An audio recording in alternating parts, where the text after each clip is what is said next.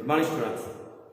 சரி, இன்னைக்கு நம்ம பார்க்க போகிற பாடம் வந்து குடிமையல்ல 4வது பாடம், இந்தியாவின் வெளியுறவு கொள்கை. என்ன பாடம்? இந்தியாவின் வெளியுறவு கொள்கை. பக்கம் நம்பர் 285 பக்கத்தில் அந்த பாடம் இருக்குது. சரியா? இது வந்து என்ன சொல்லுதுன்னா, நம்ம இந்த யாருக்குமே நான் சொல்லி தருக்கேன், அம்பேத்கர் இந்திய அரசியலமைப்பு சட்டத்தில் வந்து எழுதியிருக்கிறது. அப்படிதானே? என்ன கூறியிருக்கு? 1950 அதாவது வெளிநாடுகள்னா அண்டை நாடுகள் மற்ற நாடுகளும் உடன்படிக்கையை மேம்படுத்துதல். அதாவது இந்த வெளியுறவு கொள்கையை நான் பொதுவாக அந்த ஒரு டெஃபினிஷனை நான் சொல்லிக்கிறேன். அதாவது பக்கத்து நாடுகள் மற்றும் பிற நாடுகளில் உள்ள சுமூகமான உறவு. நம்ம இப்போ போன பாடங்களில் புவியியல் நடத்துறேன். நம்ம எல்லா வளங்களும் இருக்கிறது, ஆனா நம்ம நாட்டுக்கும் பிற நாட்டுக்கும், இப்ப நம்ம நாட்டுல ஒண்ணு இல்லைன்னா அது பிற நாட்டுல நம்ம வாங்கணும். அப்படிதானே? பிற நாடுகள்ல இருந்து வாங்கலாம். அதான் வெளியுறவு கொள்கை. நம்ம வெளிநாடுகளில் உள்ள ஏற்படுத்தப்பட்டுள்ள நட்புறவு தான் வெளியுறவு கொள்கைன்னு சொல்லுவோம். இது வந்து மிகவும் ரொம்ப சின்ன பாடம். ஏன்னா ஒரு 1/4 மணி நேரத்துல பாடம் முடிஞ்சு. இந்த பாடத்துல முக்கியமானதை வந்து நான் சொல்லுவேன். என்ன வெளியுறவு கொள்கையின் முக்கிய நோக்கம்? அதாவது இன்னைக்கு நம்ம அடுத்தவங்கள்ட்ட பேசுறோம், வெளியுள்ள நபர்கிட்ட பேசுறோம், அவங்கள்ட்ட இருந்து உதவிகளை வந்து நம்ம கேட்கணும். அப்படிதானே? எப்ப ஒரு ஆளுக்கு வந்து ஒரு ஊர்ல வந்து ஒரு நபர் கொஞ்சம் வசதியா கொஞ்சம் பழக்க வழக்கங்கள் வச்சிருக்காங்கன்னா அவங்ககிட்ட கேட்ட விவரங்கள் தெரியும். ஏன்னா அவங்க வந்து அந்த வேலையை முடிச்சு கொடுத்துருவாங்க. ஏன் சொல்லுவாங்கன்னா அவங்க 4 பேர்த்த பழகியிருப்பாங்க. ஒரு கிராமத்திற்கும் நகரத்துக்கும் ஒரு சின்ன வேறுபாடுனா, கிராமத்தில் உள்ளவங்ககிட்ட கேட்டால் அதிக விவரங்கள் தெரியாது. ஏன்னா அவங்க அந்த கிராமத்துக்குள்ளே இருந்திருப்பாங்க. இதே ஒரு நகரத்தில் கேட்டால் யூனியன் ஆஃபீஸா அது அங்கே இருக்கு, அங்கே போனால் அந்த வேலையை முடிச்சிடலான்ட்டு. அதே மாதிரியே தான் நம்ம இந்தியாவின் வெளியுறவு கொள்கை எப்படி இருக்கு, வெளிநாடுகளுடைய நம்ம கொள்கை, நம்முடைய நட்புறவு இதெல்லாம் எப்படி இருக்குன்னு இந்த பாடத்தில் வந்து நம்ம என்ன பண்ணுறோம், பார்க்க போகிறோம். இந்த வெளியுறவு கொள்கை என்ன? வெளியுறவு கொள்கை அதாவது ஒரு உடன்பாடு, ஒரு உடன்படிக்கை. இதுதான் என்னது? வெளியுறவு. இதுக்குன்னு ஒரு தனியா ஒரு இலாக்காவே இருக்கு, அமைச்சரவை இலாக்காவே இருக்கு. வெளியுறவுத்துறை அமைச்சர் முன்னாள் வெளியுறவுத்துறை அமைச்சர் யாரா? நிர்மலா சீதாராமன். இதுக்குன்னு ஒரு தனி ஒரு இலாகா வெளியுறவுத்துறை அமைச்சர். யார்? எதுக்கு அப்படி வச்சிருக்கு? இப்போ எடுத்துக்காட்டு, இலங்கையில பிரச்சனை, உடனே வெளியுறவு தூதரகம் தாக்கப்பட்டதுன்னு நீங்க நியூஸ்ல படிச்சிருப்பீங்க, பாத்தீங்களா? எதுக்கு? ஒவ்வொரு நாட்டில் வெளியுறவு தூதரகமும் எங்க இருக்கும்? அதனால நாட்டில் இருக்கு. நமக்கு ஸ்ரீலங்கா தூதரகம் இருக்கும், அமெரிக்கா தூதரகம் இருக்கும், இங்கிலாந்து தூதரகம் இருக்கும். எல்லா நாட்டோட தூதரகமும் எங்க இருக்கும்? இந்தியாவில் இருக்கும். அதே மாதிரி நம்ம தூதரகமும் எங்க இருக்கும்? அங்க இருக்கும். ஒருவேளை நம்ம நாட்டுக்கு வந்த ஒரு சுற்றுலா பயணியோ இல்ல வேற யாராவது ஒருத்தரோ ஒரு கடத்தலோ ஒரு பாதிப்பு அவங்களுக்குள்ள ஆயிடுச்சுன்னா உடனே அந்த தூதரகம் வந்து எங்க இருக்கும்? நம்ம இந்திய தூதரகத்துல கேட்கும். என்ன கேட்கும்? எங்க நாட்டு பயணி வந்தாங்களே, 6 மாசம் தான் அவங்களுக்கு நான் விசா கொடுத்துருந்தேன், அவங்களுக்கு 6 மாத காலத்துக்கு மேலாக நீங்க வச்சிருக்கீங்களே, என்னைக்கு அனுப்புவீங்க? அதெல்லாம் அவங்க எங்க இருக்காங்க? அதனாலதான் அந்த விசா பாஸ்போர்ட் காலங்கள் முடிவடைவதற்குள்ள என்ன பண்ணுவாங்க, எல்லாருமே அவங்க நாட்டுக்கு நம்ம சென்றுவாங்க. அந்த வெளியுறவு கொள்கை வந்து இதுதான்.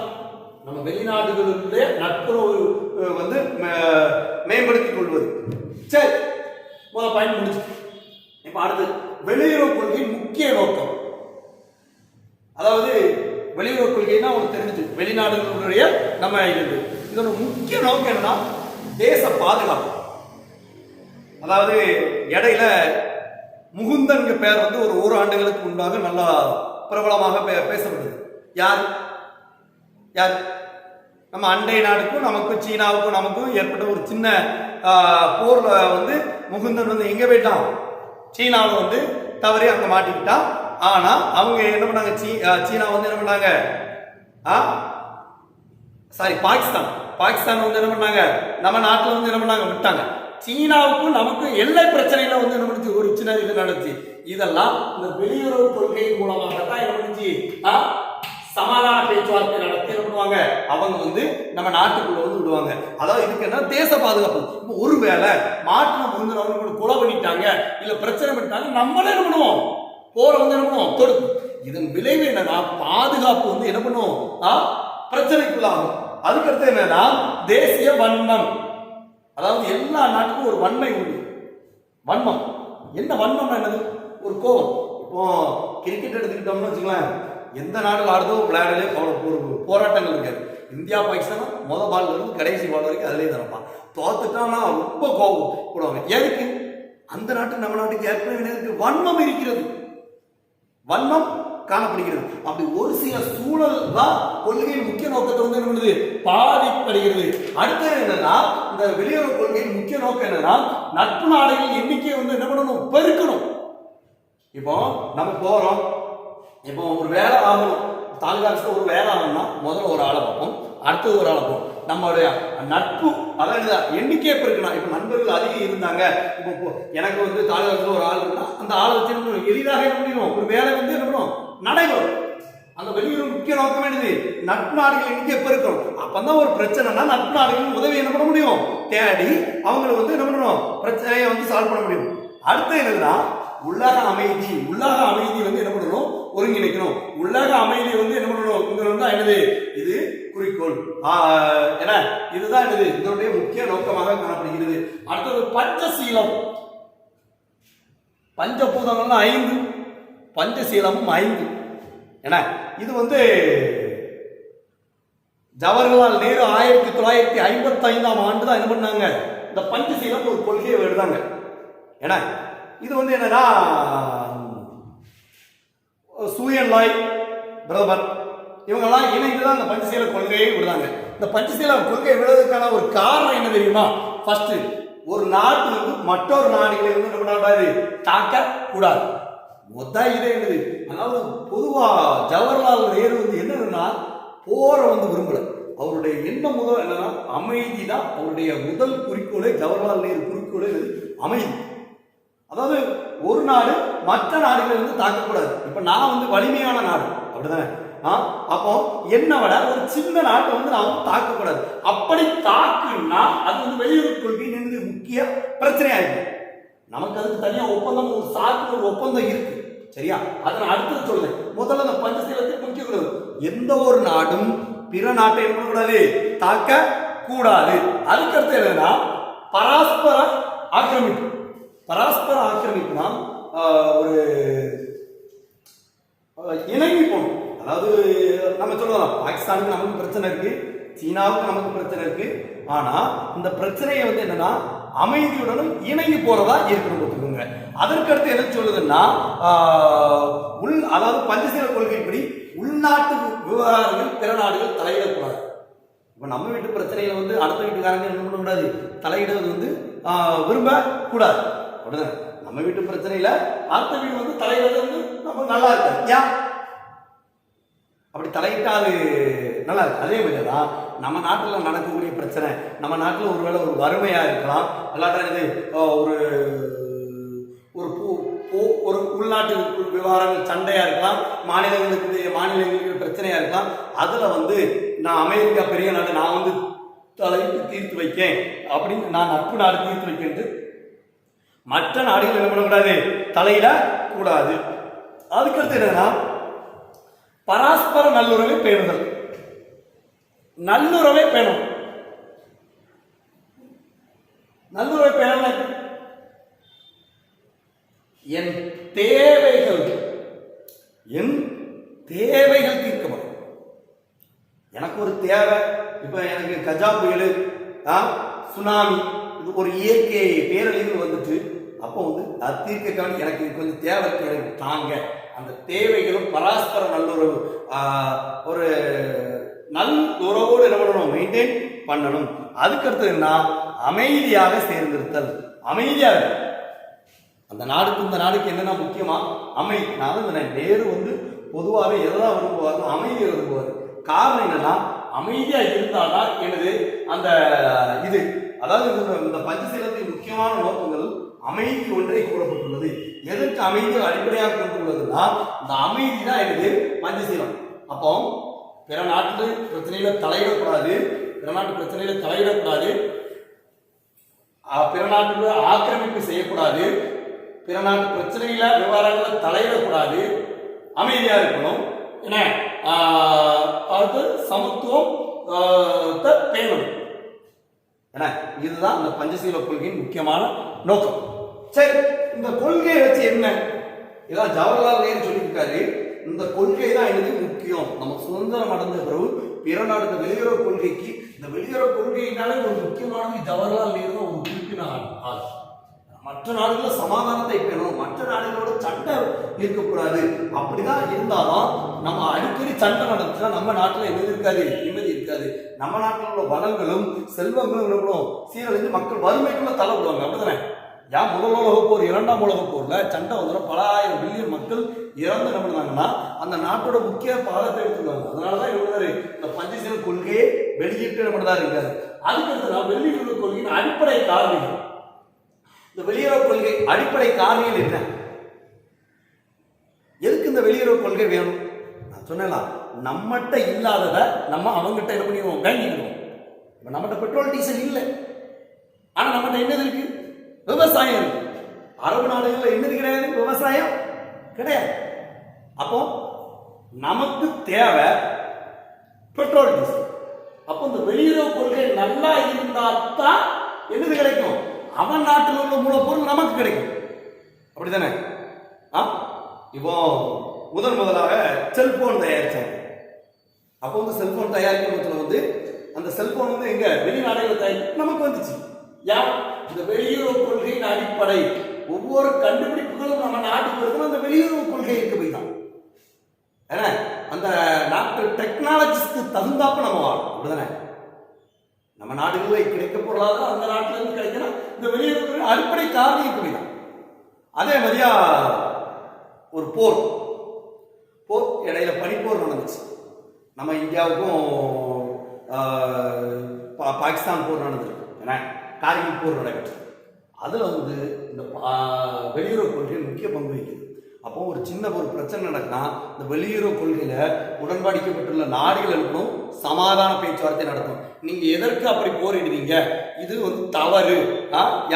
ஒரு நாள் இப்போ அதுக்கு தான் நான் முதல்ல சொன்னேன், ஐநா சபைன்னு சொல்லி கொடுத்தேன் தெரியுமா? ஞாபகம் இருக்கா? பழைய பாடங்கள் ஐநா சபைன்னு சொல்லி கொடுத்துடலாம்.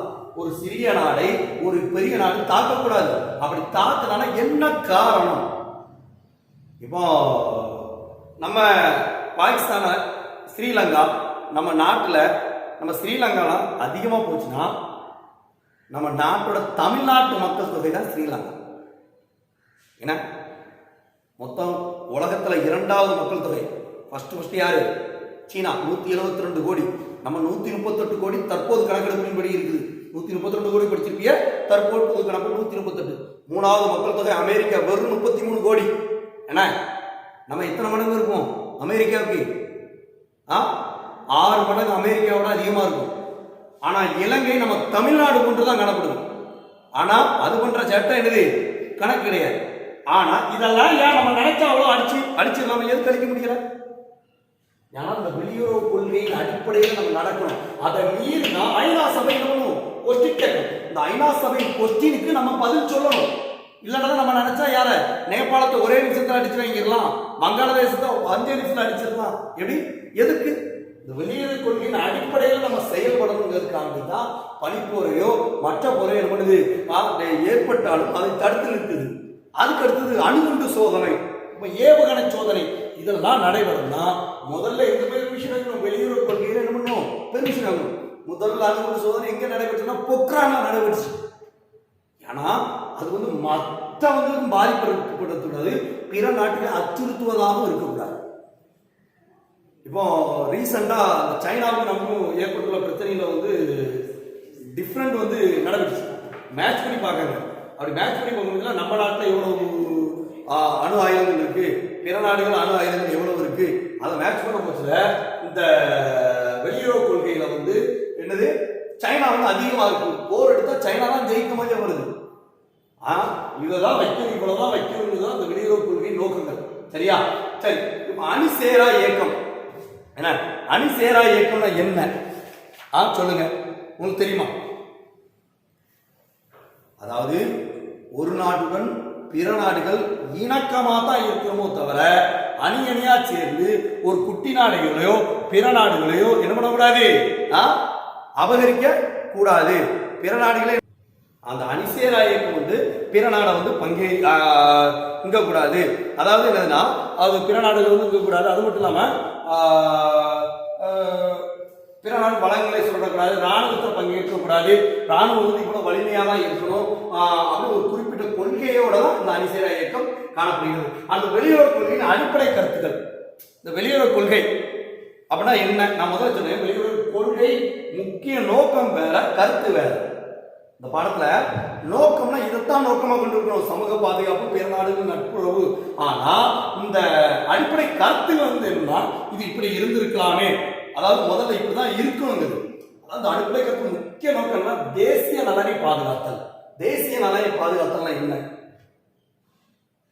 அதாவது முதல்ல மக்கள் நலம், தேசிய நலம்.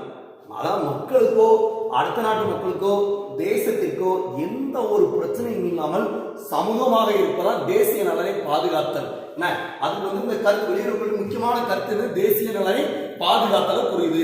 அடுத்தது உலக அமைதியை எய்தல். அதாவது நான் முதலே சொல்லி கொடுத்தேன், அணிசேரா கொள்கையினால என்னது அமைதியை தான் என்னது காணப்படுது. இதுல இரண்டாவது வந்து உலக அமைதியை எய்தல். உலக அமைதி வந்து என்னதுன்னு இருக்கணும் இந்த வெளியுறவு கொள்கை வந்து நம்மளது கூறப்பட்டுள்ளது. மூணாவது என்னன்னா ஆயுத குறைப்பு. அதாவது நீங்க அதிகமா ஆயுதத்தை வந்து ஆயுத குறைக்கலாம். ஏன் ஆயுதம் செஞ்சு வச்சா என்ன? ஆயுதம் செஞ்சு வைக்கிறதுல பிரச்சனை கிடையாது, அதனுடைய முதலீடுகள் அதிகம். இப்ப ரஃபேல் வாங்கினாங்க, எவ்வளோ எத்தனாயிரம் கோடின்னு சொல்லுவாங்க, 1000 கோடி 2000 கோடின்னு. என்ன ஏன் ஆயுதத்திலேயே அவ்வளோ செலவழிக்கும்? நம்ம அமைதியை பேசணும்னா எதுக்கு அதற்கு செலவழிக்கும்? தேவையில்லையே. வாட்டிக்கன்னு ஒரு குட்டி நாடு, அங்க ஆயுதம் இருக்கா? கிடையாது. எதுக்கு? அது அமைதி இணக்கத்தை கொண்டு போறாங்க. அதனாலதான் நம்ம நாடும் அதே மாதிரியானது இணக்கத்தையும் அமைதியாக கொண்டிருந்தா நமக்கு ஆயுதத்திலேயோ ராணுவத்திலேயோ அவ்வளவு முதலீடுகள் தேவையில்லை. அப்படிதானே? ராணுவ வலிமையை வந்து காமிக்கணும், நம்ம சண்டை போடதான் இருந்தால் தான் ராணுவ வலிமையை காமிக்கணும். நம்ம அமைதியை ஒன்றாக கொடுக்கணும். தாய்லாந்துலலாம் அதிகமாக ராணுவ வலிமை கிடையாது. எதற்கு காரணம்? அங்க அமைதியை தான் கொண்டிருப்பாங்க. பற்று என்ன? நாட்டு பற்று இருக்கணும், நாட்டு வெறி இருக்கக்கூடாது, பிற நாடை தாக்கணும் எண்ணங்கள் இருக்கக்கூடாது. சரியா? அப்படி அதுக்கடுத்து என்னன்னா பிற நாடுகள் நல்லுறவை எய்தல். பிற நாடுகள் அதை சொல்லலாம். இப்போ பிற நாடுகள் நல்லுறவை எய்தல் எதுக்கு சண்டை வரப்போது? கிடையாது, கிடையாது. இப்போ எடுத்துக்காட்டு ஒரு நாடு சொல்றேன், இந்தியாவுக்கும் பாகிஸ்தானுக்கு அடிக்கடி சண்டை வருதா? அதே சமயம் இந்தியாவுக்கும் ஆப்கானிஸ்தானுக்கும் சண்டை வராது. யா? ஏன்னா அவங்க இணக்கமா இருப்பாங்க. அரபு நாடுகளுக்கு இடையே சண்டை வராது. எதுக்கு? துபாய் போன்ற நாடுகளில் சண்டை வராது. எதுக்கு? சிங்கப்பூர் மலேசியாவுக்கு சண்டை வராது. ஏன்? அவங்கெல்லாம் அவங்க இணக்கமா இருப்பாங்க. அவங்க கொள்கை தனி, அவங்க மதம் அவங்க சார்பாக இணக்கமா இருக்கிறதுனால அவங்களுக்கு சண்டை வராது. இந்தியாவுக்கும் சீனாவுக்கும் சண்டை வரும், இந்தியாவுக்கும் பாகிஸ்தானுக்கும் சண்டை வரும், இந்தியாவுக்கும் ஸ்ரீலங்காவுக்கும் சண்டை வரும். எதுக்கு? இந்தியாவுக்கு வங்காளதேசத்துக்கும் சண்டை வரும். என்ன காரணம்? அவங்களுடைய கொள்கை மதங்கள் எல்லாம் வேறுபட்டு காணப்படுகிறது, நம்ம வேறுபாட்டு கிடையாது. அதனாலதான் சகோதரத்துவத்தோடு நம்ம பழகணும், சகோதரத்துவத்தோடு இருக்கணும், ஆயுதத்தை குறைக்கணும், உடன்படிக்கைப்படி நடக்கணும் தான் அந்த பாடம் வெளியுறவு. சரியா? அதுக்கடுத்து என்னன்னா சர்வதேச விவகாரங்கள் சமத்துவம். அடுத்த நாடுகள பிரச்சனைகளை நம்ம தலையிடக்கூடாது, அவங்க உதவி கேட்டா செய்யணும், சமத்துவமா நடைபெறணும். என்ன அதான் அந்த படத்துல கூறப்பட்டுள்ளது. அதுக்கடுத்து என்னன்னா சார்க் வந்து நீங்க கேள்விப்பட்டிருக்கலாம். என்னது? தெற்காசியா நாடுகளின் பிராந்திய கூட்டமைப்பு. தமிழ்ல சார்க்கு விளக்கம் என்ன?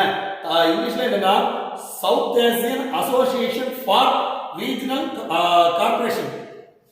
என்ன இந்த சார்க்னா என்ன? தெற்காசிய நாடுகள். நம்ம எந்த கண்டத்துல இருக்கோம்னா ஆசிய கண்டத்துல இருக்கோம். நீங்க சின்ன வகுப்புல படிச்சிருக்கீங்க, அப்படிதானே?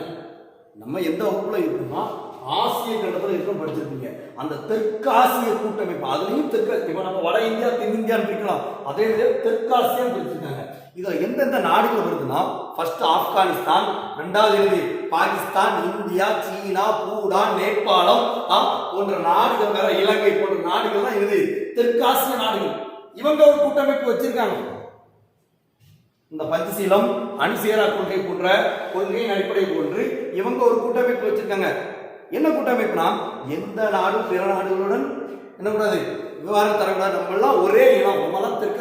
இப்ப அதாவது முதல்ல என்னன்னா நம்ம தமிழர், அதுக்கடுத்து நம்ம தமிழ்நாட்டுக்கும் சென்னைக்கும் மும்பைக்கும் கிரிக்கெட் நடக்குது, ஐபிஎல் நம்ம சென்னை சைடு சப்போர்ட் பண்ணுவோம், அப்படிதானே? அதே இந்தியாவுக்கும் பாகிஸ்தானுக்கும் இந்தியாவுக்கு சப்போர்ட் பண்ணுவோம். ஏன்? ஏன்னா நம்மளாம் ஒண்ணு, அதே மனப்பான்மை. நம்ம தெற்காசிய கூட்டமைப்பு, நம்ம ஒண்ணு நினைக்கணும்.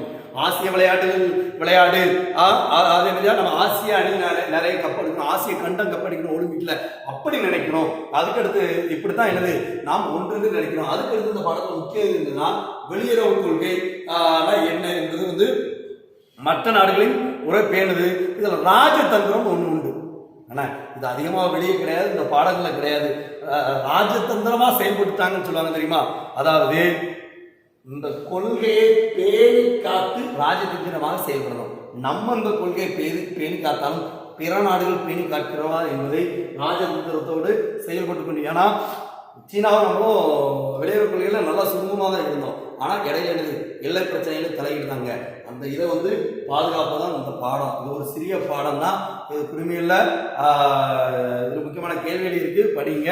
சரி, ஏன்னா நம்ம அடுத்த பாட வேலையில் நம்ம சந்திக்கிறதுக்கு முன்னால் ஒரு சின்ன இது வந்து நான் சொல்லிக்கிட்டேன். நீங்கள் வந்து இன்னும் உங்களுக்கு வந்து 5 மதிப்பெண்கள் கேள்வி தேர்வு வந்து அன்னைக்கு வச்சிருக்கேன்.